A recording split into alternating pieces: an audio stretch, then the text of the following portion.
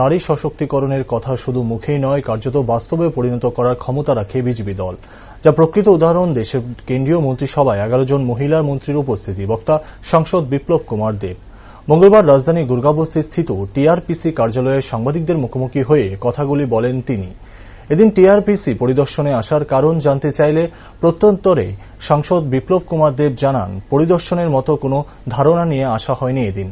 মহিলা সশক্তিকরণের উজ্জ্বল দিকের বাস্তব রূপায়ণ স্বচক্ষে দেখতে এদিনে টিআরপিসিতে আসা। সংবাদ মাধ্যমের সামনে টিআরপিসির দায়িত্বপ্রাপ্ত পাতাল কন্যা জমাতিয়াকে সাথে বসিয়ে বিস্তারিত বিষয়ে সাংবাদিকদের সামনে তুলে ধরেন তিনি। জানান, মহিলাদের এগিয়ে নিয়ে যাওয়ায় কেন্দ্রীয় সরকার ও রাজ্য সরকারের একমাত্র প্রধান লক্ষ্য, যা শুধু মুখেই নয়, বাস্তবে রূপান্তরিত করার ক্ষমতাও রেখেছে বর্তমান রাজ্য সরকার। মহিলাদেরকে অগ্রাধিকার, মহিলাদেরকে আগে বাড়ানো, এটা ভারতীয় জনতা পার্টি স্বভাব এবং মানসিকতা। মাননীয় প্রধানমন্ত্রী নরেন্দ্র ভাই মোদী প্রধানমন্ত্রী হওয়ার পর এই দেশে প্রথম 11 জন সেন্ট্রাল মিনিস্টার মহিলা, দেশের ফাইন্যান্স মিনিস্টার প্রথমবার মহিলা, দেশের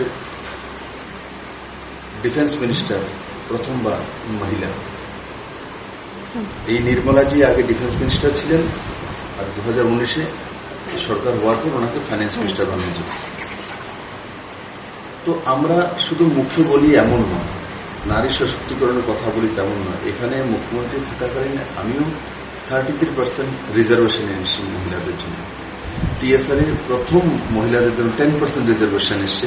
টিএসআর এখানে ছিল যে টিএসআর মহিলা হতেই পারে না, অসম্ভব। এটা কিভাবে হতে পারে? মহিলারা কেউ একে প্রোটেকশন উঠাবে, মহিলারা কে বন্দুক উঠাতে পারে, মহিলারা তলোয়ারও উঠাতে পারে। এটা বিপ্লব দেব শুরুয়াত করেছে, মোদী শুরুয়াত করেছে, তেমন না। ঝাঁসি রানী লক্ষ্মীবাই এই দেশেরই মহিলা, পেছনে ছোট্ট বাচ্চাকে নিয়ে